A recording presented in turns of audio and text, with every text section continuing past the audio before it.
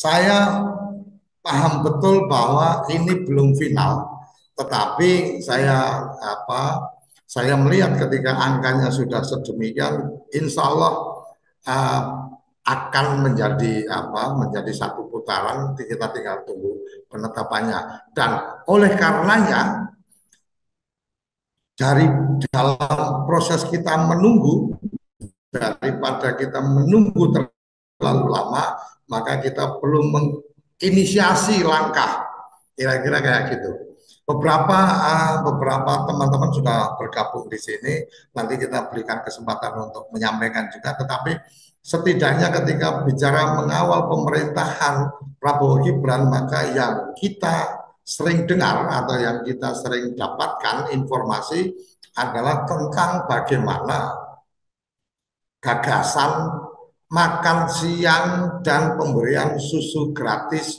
untuk anak-anak sekolah dan santri pondok santri. Nah, ini menurut saya menjadi menarik. Kenapa? Karena di situ akan ada, mungkin beberapa orang akan berpikir bahwa oh ini akan ada duit gede, ini akan jadi pertarungan catering dan seterusnya. Kemudian kemudian juga ada yang menggulirkan tentang ini akan terjadi impor susu besar-besaran karena kita aja sekarang belum bisa memenuhi susunya, memenuhi susu kita harus impor, maka kemungkinan akan ada impor dan seterusnya. Ini keperluan dari korporasi, ini keperluan dari para pebisnis dan seterusnya. Cuma saya ingin menyampaikan ada bagian lain yang mungkin menarik untuk kita perbincangkan pada kesempatan kali ini adalah saya membayangkan bahwa ketika ada makan gratis untuk anak sekolah, maka kemudian ada kebutuhan logistik untuk makan. Maka kemudian di situ ada ruang untuk apa lakunya produk-produk di desa itu untuk konsumsi anak-anak itu. Kemudian bicara susu, ada peluang lagi yang terbuka bahwa kemudian akan akan bisa tumbuh peternakan susu sapi perah. Bayangan saya seperti itu. Artinya bahwa ini ada ruang bisnis yang terbuka di desa.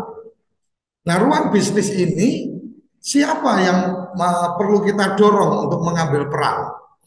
Maka dalam pemikiran saya yang kemudian perlu untuk mengambil peran adalah badan usaha milik desa.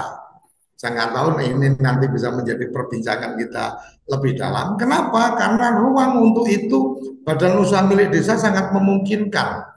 Badan usaha milik desa bisa kemudian memiliki sapi komunal, kandang sapi komunal yang kemudian mempekerjakan warga masyarakatnya.